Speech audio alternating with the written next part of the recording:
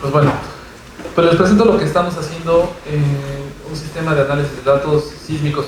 Esta es una presentación o es un trabajo que desarrollamos hace más o menos, no sé, 10 años tal vez. Empezamos a hacerlo y hace 2 años pues ya está, en alguna forma está siendo utilizado, aunque todavía tenemos lo que hoy en la mañana se mencionaba como última milla. Es un proyecto que varias personas, bueno, toca a mí presentarlo, pero ha sido un proyecto de varias personas, de alrededor de un grupo de 20 personas que a lo largo de 10 años, 12 años han trabajado en él.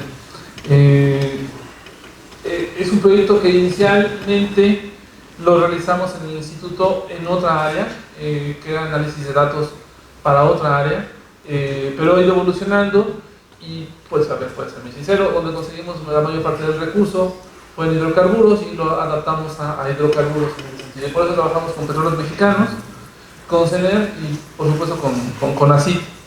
El proyecto tiene el nombre que ustedes vieron hace un momento, que es ACMA. Es un software desarrollado para la industria de hidrocarburos que tiene como principal objetivo analizar datos sísmicos con el fin de proporcionar información que contribuya a la localización de hidrocarburos.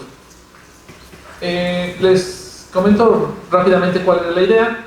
La idea era muy sencilla. Llegó Pemex diciendo, pues nosotros tenemos fracturas y fallas en un cubo sísmico, y un cubo sísmico es de un área o es un cubo de alrededor de 10 kilómetros de un lado, 10 kilómetros de otro y unos 5 kilómetros de profundidad. Y tenemos que encontrar fracturas de alrededor de metros y fallas de alrededor de centímetros. Y tenemos un mecanismo de análisis que tenía un muestreo de 25 metros más o menos entre puntos. Entonces es muy complicado. Entonces era muy complicado poder analizar esta posible localización de ciertas fracturas y fallas. ¿Y por qué para ellos es importante era localizar fracturas y fallas en este cubo sísmico? Porque era donde se almacena el hidrocarburo. Nosotros, bueno, inicialmente dijimos, bueno, podemos tal vez detectarlo, pero nos dimos cuenta que pasando los años que no era necesariamente lo que queríamos era encontrar las fallas y las fracturas, geométricamente hablando, no era lo que nos interesaba, sino era más bien una suerte de tipo de respuesta de la roca ante una señal sísmica, que ahorita les explico, y cómo esta respuesta interviene en una suerte de una alta probabilidad de que la roca o el sistema, el roca fluido, contenga alguna suerte de presencia semejante a que haya hidrocarburo en este punto. Bueno, pues en ese sentido su desarrollo se divide en dos partes. La parte matemática, que era pues hacer primero el modelo, el concepto o prueba de concepto, que fue lo que desarrollamos, como les mencionaba, en otro proyecto, es la estructura de datos, la visualización, una aplicación un método matemático que fue también en principio es muy sencillo. Lo que hacemos es relativamente simple. Lo que hacemos es tomamos una señal sísmica, la descomponemos, sacamos una suerte de múltiple escalamiento y obtenemos mucha información sin perder la escala.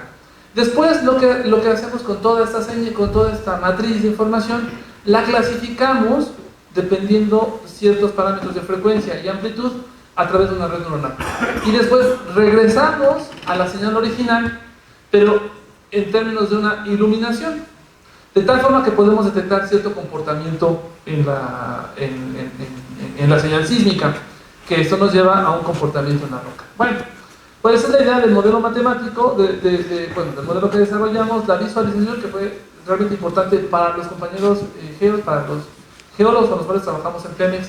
Para ellos era muy importante, entendían el comportamiento, no el comportamiento, el algoritmo matemático, pero necesitaban ver físicamente, bueno, ellos poder observar esta suerte de iluminación para poder interpretarlo.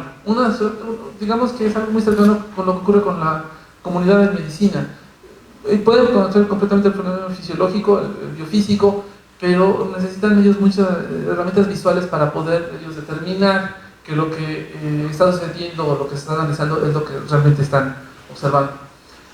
En el sentido computacional fue un proceso muy interesante de cómo poder procesar toda la información.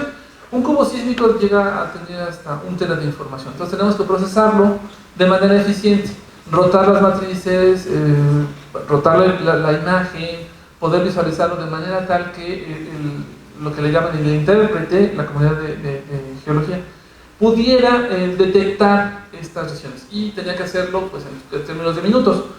El procesamiento que cuando nosotros iniciamos lo iniciamos en MATLAB, y un cubo muy pequeñito de 50 trazas tardábamos en procesar casi 20 minutos, y eso nos llevaba casi a días de poder procesar toda la información.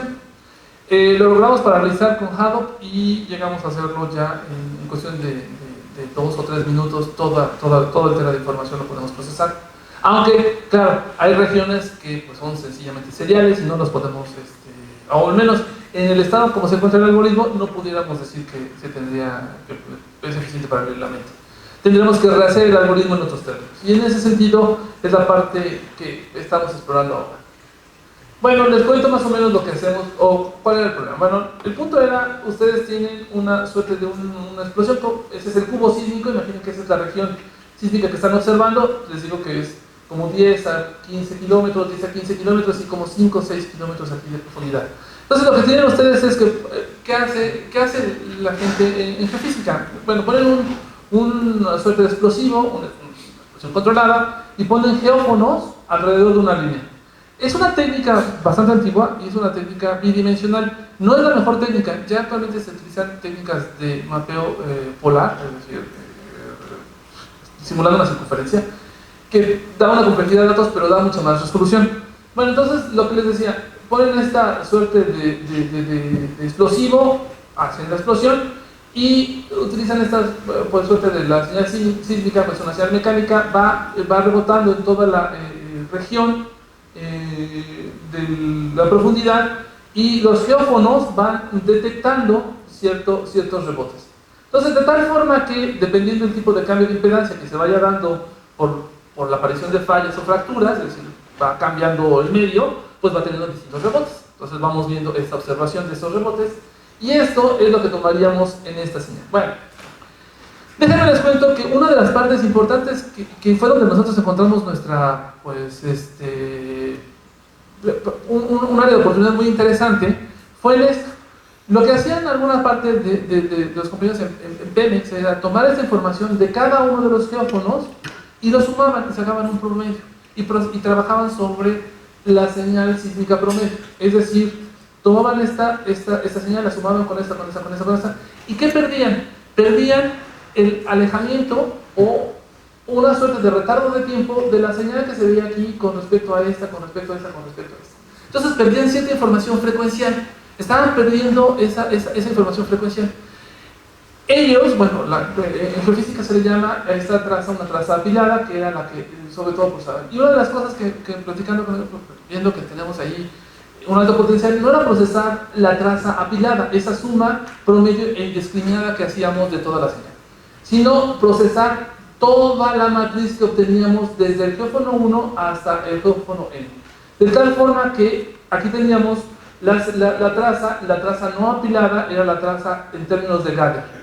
Y cada punto tenía un gather, entonces teníamos miles de gathers, pero tenemos una gran ventaja. Todos los gathers están ubicados geométricamente en un punto.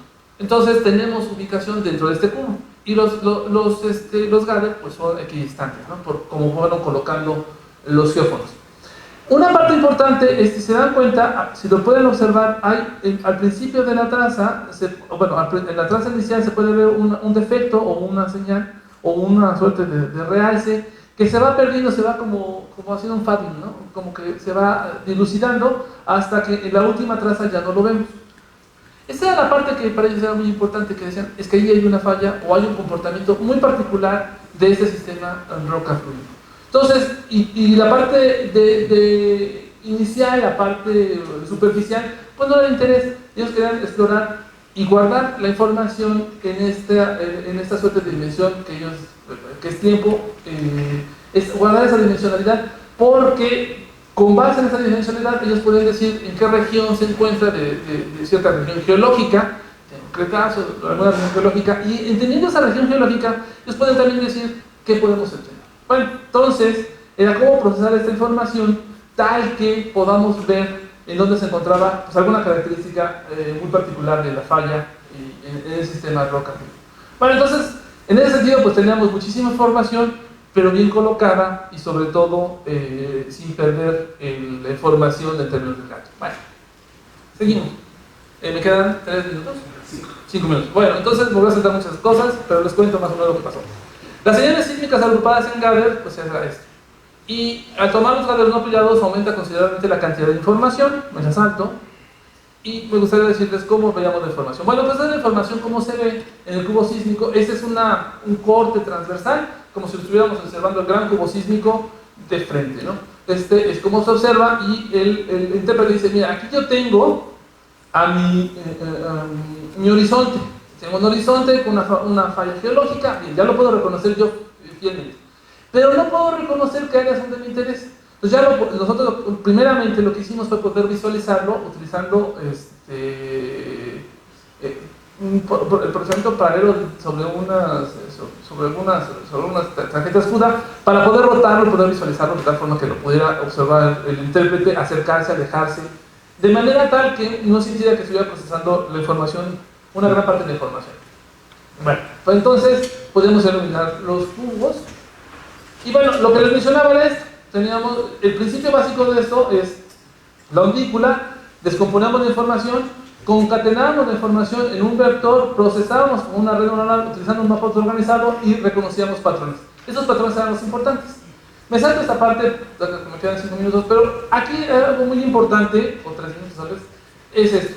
De la traza I, nosotros lo que hicimos fue ir separando por segmentos. Me regreso si quieren un punto nada más, no dos. Aquí. Cada traza, lo que hacemos es que tomábamos un segmento y hacíamos una suerte de movimiento promedio. Tomamos un segmento, perdíamos un dato, tomamos otro segmento y nos íbamos moviendo dato por dato. De tal forma que trasladamos la información de manera también coherente.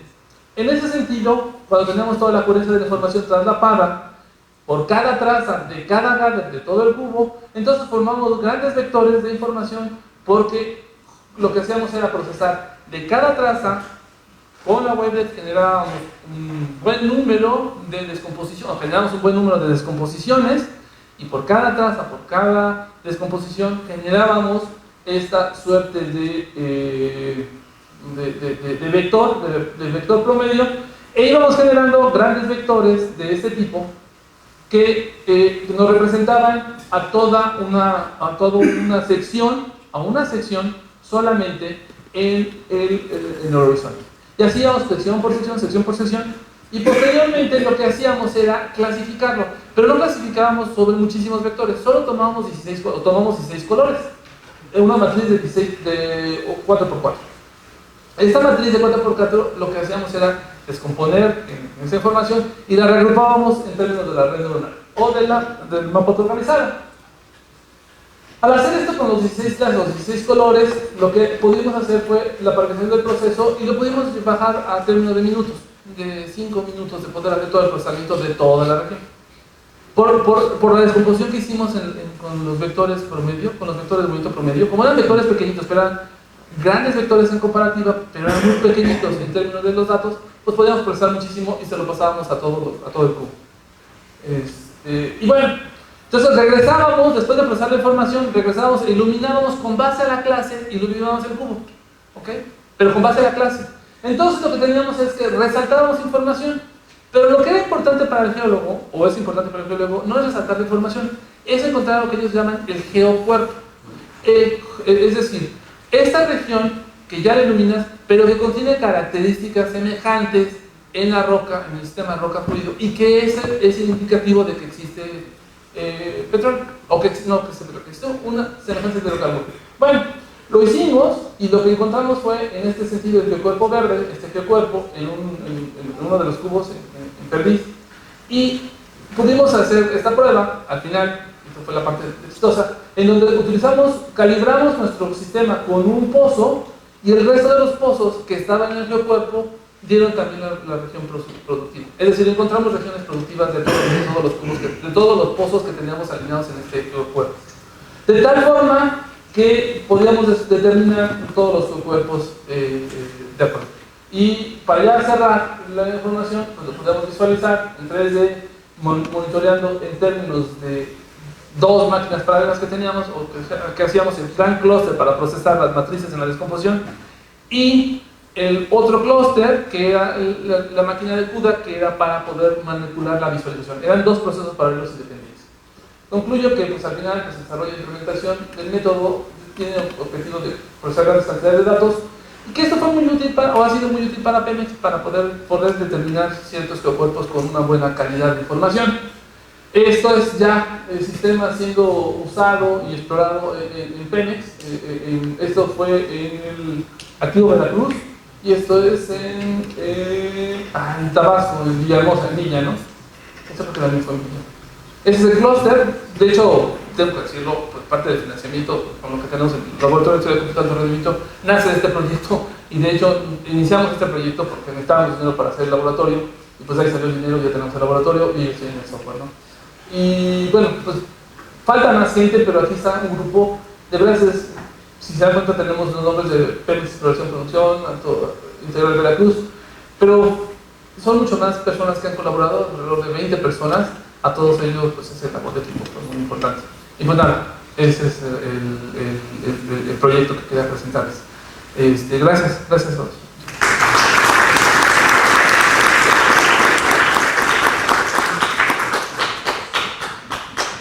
Pues empezamos con las preguntas y respuestas. A ver.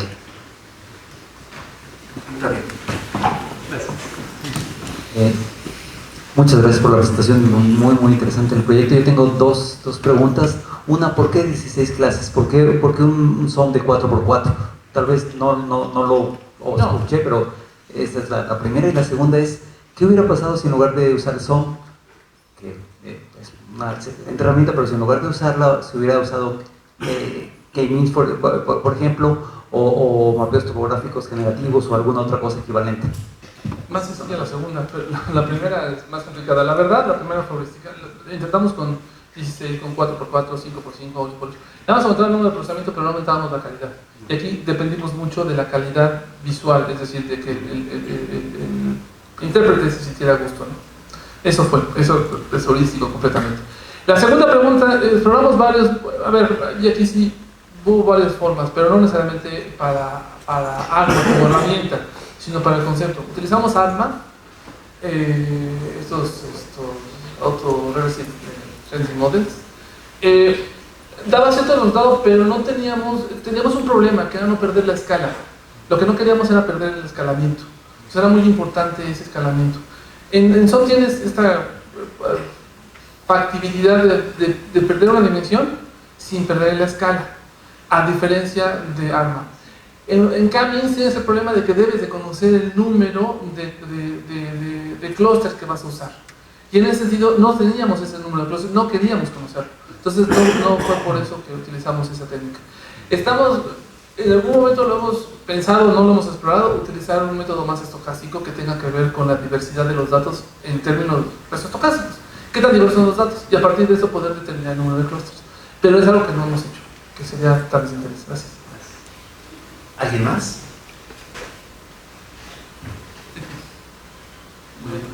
Gracias. Bien, bueno. Gracias por escuchar. Sí. Yo sabía que iba a haber algo más.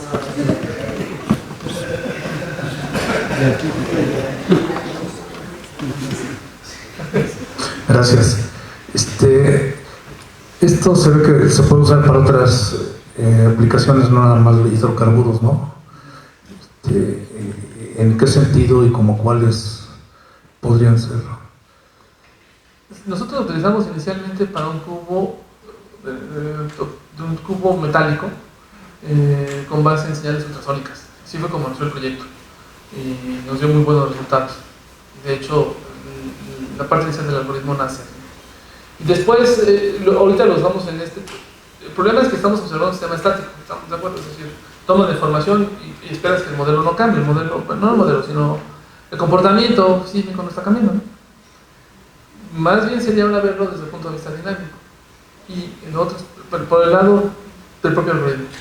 Y la segunda parte es por el lado de cómo explorar esto con base en una suerte de señal polar, bueno, un muestreo polar. que no sea bidimensional, que es esta cuestión que utilizan actualmente para explorar sondas marinas, ¿no?